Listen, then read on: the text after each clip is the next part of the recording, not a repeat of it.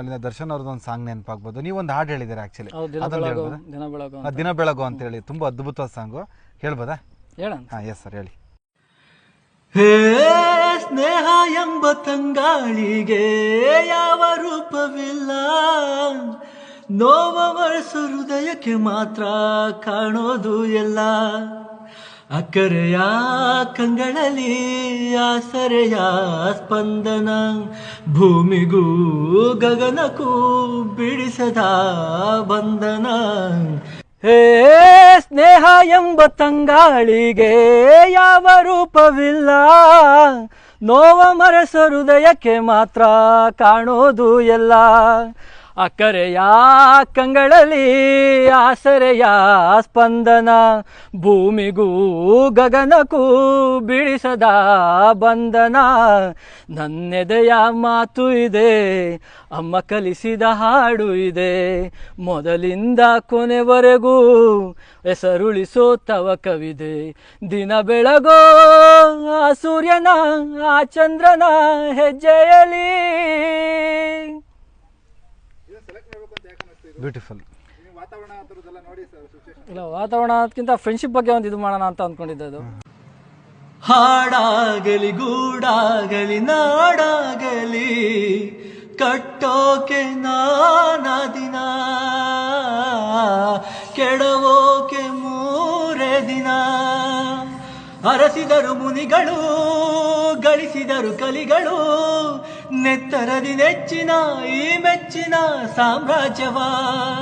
ಆಡಿದರು ಕವಿಗಳು, ಕರಗಿದವು ಶಿಲೆಗಳು, ತುಂಬಿದರು ಎದೆಯಲಿ ಸಿರಿಗನ್ನಡ ಅಭಿಮಾನವ. ಕನ್ನಡ ರೋಮಾಂಚನವೀ ಕನ್ನಡ. ಹಾಡಿಸು ಕೇಳಿಸು ಪ್ರೀತಿಸು ಪ್ರೀತಿಸು. ಎಸ್, ಈಗ ನಿಮ್ಮೆಲ್ರಿಗೂ ಗೊತ್ತಾಯ್ತಾ ಇವ್ರದೇ ಒರಿಜಿನಲ್ ವಾಯ್ಸ್ ಅಂತ. Thank you so much. ನೀವು ಕೂಡ ನಗುತ್ತಾ 100 ವರ್ಷ ಬಾಳಿ ಅಂತ ಹೇಳಿ ರಂಜಿಸ್ತಾ ಇರ್ರಿ. ಯಾರು ಏನಾರ ಹೇಳ್ರಿ, ನಿಮ್ಗೇನು ಒಂದು ಹವ್ಯಾಸಗಳು ಏನು ರೂಢಿಸ್ಕೊಂಡಿದ್ದೀರಾ ಈ ಹಾಡುಗಾರಿಕೆನ ದಯವಿಟ್ಟು ನಿಲ್ಲಿಸ್ಬೇಡಿ. ನಾವಂತೂ ನಿಜವಾಗ್ಲೂ ಫ್ಯಾನ್ ಆಗಿದ್ದೀವಿ. ಕಂಟಿನ್ಯೂ ಮಾಡ್ಕೊಂತ ಹೋಗ್ತಾ ಇರಿ. ಜೊತೆಗೆ ಈಗ ನೀವು ಬೀಟ್ ಫಾರೆಸ್ಟರ್ ಅಂತ ಹೇಳಿದ್ರಿ ಅಲ್ವಾ, ಒಂದಷ್ಟು ಕೆಲಸಗಳು ಒತ್ತಡಗಳು ಇರ್ತವೆ, ಕೆಲಸ ಮಾಡ್ತಾ ಇರ್ತೀರಾ. ಯಾವ ಸಂದರ್ಭದಲ್ಲಿ ನೀವು ಫ್ರೀ ಮಾಡ್ಕೊಂಡು ಹೇಗೆ ಇದನ್ನೆಲ್ಲ ಪ್ರಾಕ್ಟೀಸ್ ಮಾಡಿ ಆಡ್ತೀರಾ, ಹೆಂಗಿರುತ್ತೆ ನಿಮ್ದು ಅದೆಲ್ಲ ಅಂತ ಪ್ರೊಸೆಸ್? ಈಗ ನಾನು ಮೋಸ್ಟ್ ಆಫ್ ಸಾಂಗ್ ಆಡೋದೆಲ್ಲ ಈವ್ನಿಂಗ್ ಟೈಮ್. ನಾನು ಬೆಳಗ್ಗೆ ಟೈಮ್ ಯಾವುದೂ ಆಡೋದಿಲ್ಲ. ಎಲ್ಲ ಸಾಂಗು ನಾನು ಏನು ಮಾಡ್ತೀನಿ, ಒಂದು 5:30 ಮೇಲೆ ಮಾಡ್ಕೊತೀನಿ ನಾನು. ಓಕೆ, ಒಂದು 1/4 ಗಂಟೆ ಅಷ್ಟೇ. ಒಂದು 1/4 ಗಂಟೆ ಅಷ್ಟೊಳಗೆಲ್ಲ ಒಂದು ಸಾಂಗ್ ಮಾಡ್ಕೊಂಡ್ಬಿಡ್ತೀನಿ ನಾನು. ಮತ್ತೆ ನಂತರ ಈಗ ಏನು ಇದೆಯಲ್ಲ ನಮ್ಮ ಡ್ಯೂಟಿ ಪ್ರಕಾರ ನಾವು ಮಾಡ್ಕೊಂಡು ಹೋಗ್ತೀವಿ. ಓಕೆ. ಇನ್ನೊಂದು ಗೌಡ್ರೆ, ಒಂದು ಡೌಟ್ ಏನು ಗೊತ್ತಾ, ಈ ಎಕೋ ವಾಯ್ಸ್ ಮಾಡ್ತಾ ಇದ್ದೀರಾ, ಅದರಲ್ಲಿ ಏನಾಗಿದೆ, ಒಂದು ಪಾಯಿಂಟ್ ಒಂದೇ 1% ಒಂಚೂರು ಲಿಪ್ ಸಿಂಕಿಂಗ್ ಸಮಸ್ಯೆ ಆಗಿರೋದೇ ಆಕ್ಚುಲಿ ಜನಗಳಿಗೆ ಒಂದು ಏನೋ ಡೌಟ್ಸ್ ಇರೋದೇ ಆಕ್ಚುಲಿ. ಅದನ್ನ ಹೇಗೆ ಮಾಡ್ತೀರಾ ಹೇಳ್ಬಿಡಿ. ಇದೊಂದು ಫಸ್ಟ್ ನಾನು ಏನು ಮಾಡ್ತಿದ್ದೆ, ಖಾಲಿ ರೂಮಲ್ಲಿ ಆಡ್ತಾ ಇದ್ದೆ. ಖಾಲಿ ರೂಮ್ ಮೋಸ್ಟ್ ಆಫ್ ಆಲ್ ಹೆಂಗ್ ಬರುತ್ತೆ ಅಂದ್ರೆ ಅದು ಎಕೋನೇ ಬರುತ್ತೆ ಅದು. ಆನಂತರ ಏನ್ ಮಾಡ್ದೆ, ನನ್ನ ಫ್ರೆಂಡ್ ಸಜೆಸ್ಟ್ ಮಾಡ್ದೆ, ಈ ಇನ್ಸ್ಟಾಗ್ರಾಮ್ ಅಲ್ಲಿ ಒಂದು ರಿವರ್ಬ್ ಅಂತ ಒಂದು ಎಫೆಕ್ಟ್ ಇದೆ, ಫಿಲ್ಟರ್ ಇದೆ, ಅದನ್ನ ಆಡ್ ಮಾಡ್ಕೋ, ಅಲ್ಲೇ ಆಪ್ಷನ್ ಅಲ್ಲೇ ಸಿಗುತ್ತೆ ಅದು.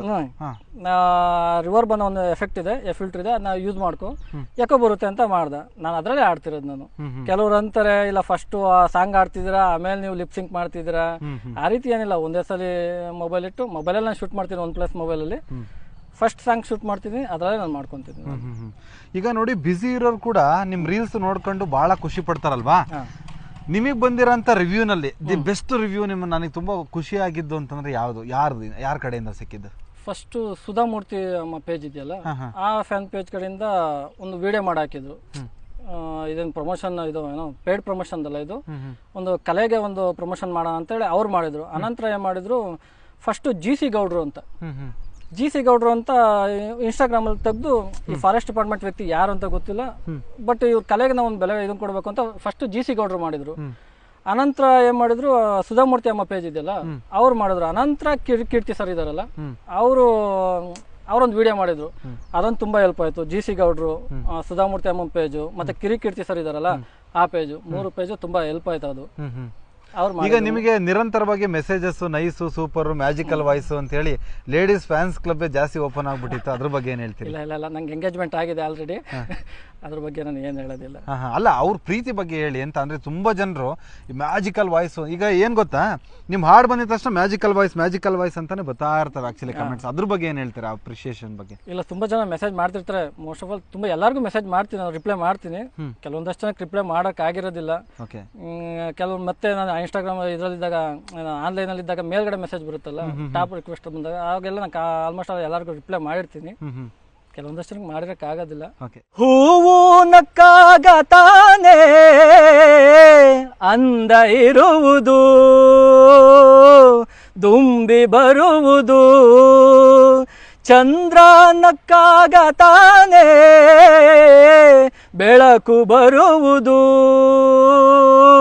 ಕಡಲು ಕುಣಿಯುವುದು, ಸೂರ್ಯನಾಡೋ ಜಾರೋ ಆಟ ಬಾನು ನಗಲೆಂದೇ, ಬೀಸೋ ಗಾಳಿ ತೂಗೋ ಪೈರು ಭೂಮಿ ನಗಲೆಂದೇ, ದೇವ್ರ ತಂದ ಸೃಷ್ಟಿಯಂದ ಎಲ್ರೂ ನಗಲೆಂದೇ, ನಗುತ್ತಾ ನಗುತ್ತಾ ಬಾಳು ನೀನು 100 ವರ್ಷ, ಎಂದು ಹೀಗೆ ಇರಲಿ ಇರಲಿ ಹರುಷ ಹರುಷ. ಬೀಟ್ ಫಾರೆಸ್ಟರ್ದು ಏನ್ ಕೆಲಸ ಅಂತ ಹೇಳಿ ಜನಗಳಿಗೆಲ್ಲ ಗೊತ್ತು. 24 hours ಆಕ್ಚುಲಿ ಪೊಲೀಸ್ ಡಿಪಾರ್ಟ್ಮೆಂಟ್ ಮತ್ತೆ ನಿಮ್ದು ಗಡಿಕಾಯ ಯೋಧರು ಪ್ಲಸ್ ರೈತರು, ಇವ್ರು ಮೂವರದು ಟೈಮ್ಗೆ ಒಂದು ಇದಿಲ್ಲ. 24 hours ನೀವು ಇದೇ ಮಾಡ್ಬೇಕಲ್ವಾ? ಹೇಗಿರುತ್ತೆ ಅಂತ ನಿಮ್ ಕೆಲಸ? ನಮ್ದು ಡ್ಯೂಟಿ ಅಂದ್ರೆ ನಾನು ಫಸ್ಟ್ ಜಾಯ್ನ್ ಆಗಿದ್ದು 2017 ಆನಂತರ ಜಾಯ್ನ್ ಆದ್ಮೇಲೆ ಬಂಡೀಪುರದಲ್ಲೇ ಫಸ್ಟ್ ನನ್ನ ಡ್ಯೂಟಿ. ಆನಂತರ ಏನ್ ಮಾಡಿದ್ರು, ಮೂಲೆವಳೆ ಅಂತ ಒಂದು ರೇಂಜ್.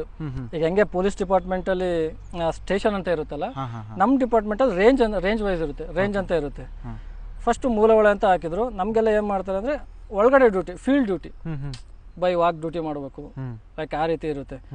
ಕಾಡು ಒಳಗಡೆ ನಮ್ಗೆ ಅಂತ ಇಷ್ಟು ಒಂದು ಬೀಟ್ ಅಂತ ಕೊಟ್ಟಿರ್ತಾರೆ, ಲೈಕ್ ಅದ್ರೊಳಗೆ ನಮ್ಮ ಡ್ಯೂಟಿ. ಕಾಡು ಒಳಗಡೆ ಹೋಗ್ಬೇಕು, ಬೈ ವಾಕ್ ಹೋಗ್ತೀವಿ, ಸಮ್ ಟೈಮ್ಸ್ ಜೀಪಲ್ಲಿ ಹೋಗ್ತೀವಿ, ಡ್ಯೂಟಿ ಈ ರೀತಿ ಮಾಡ್ಕೊಂಡು ಹೋಗ್ತೀವಿ. ಅರಣ್ಯ ಸಂರಕ್ಷಣೆ ನಮ್ಮಲ್ಲಿ ಇಲ್ಲಿ ಈ ವೈಲ್ಡ್ ಲೈಫ್ ಫಾರೆಸ್ಟ್ ಅಲ್ಲಿ 3 ತರ ಇರುತ್ತೆ.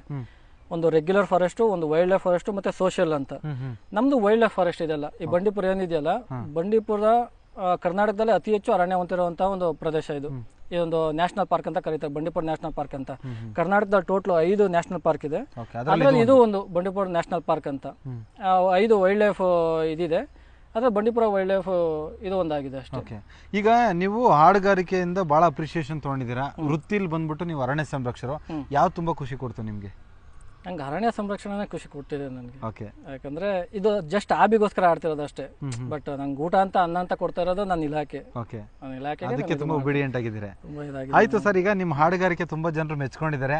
ತುಂಬಾ ಒತ್ತಡ ಬಂದು ನೀವಿಲ್ಲ ಸರಿಗಮಪ ಆಗೋ ಅಥವಾ ಇನ್ನೊಂದು ಯಾವ್ದೋ ಸಿಂಗಿಂಗ್ ಶೋಗೋ ನೀವು ಬರ್ಲೇಬೇಕು ಅಂತ ಒತ್ತಡ ಏನಾದ್ರು ಬಂದ್ರೆ, ಅವಕಾಶಗಳು ಸಿಕ್ಕಿದ್ರೆ ಏನ್ ಮಾಡ್ತೀರಿ ಅಂತ ಒಂದು ಕ್ಯೂರಿಯಾಸಿಟಿಗೆ.